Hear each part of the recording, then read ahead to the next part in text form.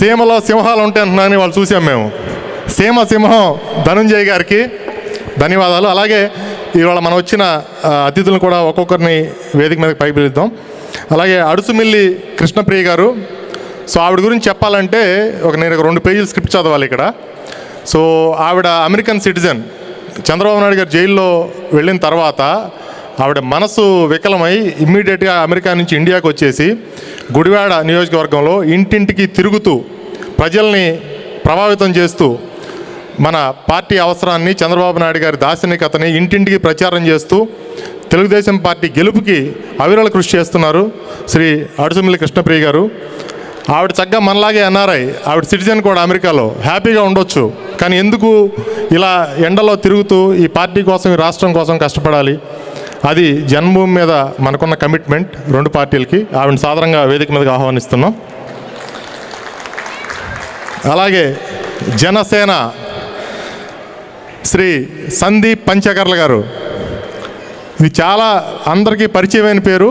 భీమిలి నియోజకవర్గం ఇన్ఛార్జ్ సందీప్ పంచకర్ల గారు జనసేనలో పవన్ కళ్యాణ్ గారి అడుగు వేస్తూ ఆయనకి వెన్నుదన్నుగా ఉంటూ ప్రతి జన సైనికుడికి అందుబాటులో ఉంటూ ఈరోజు ఇక్కడున్న జన సైనికులకి సందేశం ఇవ్వడానికి వచ్చారు.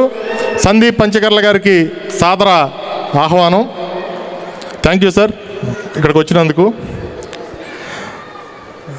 ఇంకా ఇప్పుడు నేను చెప్పబోయే వ్యక్తి, ఆయన ఇంట్రడక్షన్ చెప్పడానికి ఇప్పుడే ఒక సినిమా క్లిప్ చూసి వచ్చాను నేను. 10 మంది చేస్తే యుద్ధం, ఒక్కడే మీద పడిపోతే అది పట్టాభి గారి దండయాత్ర. దండయాత్ర కాదా?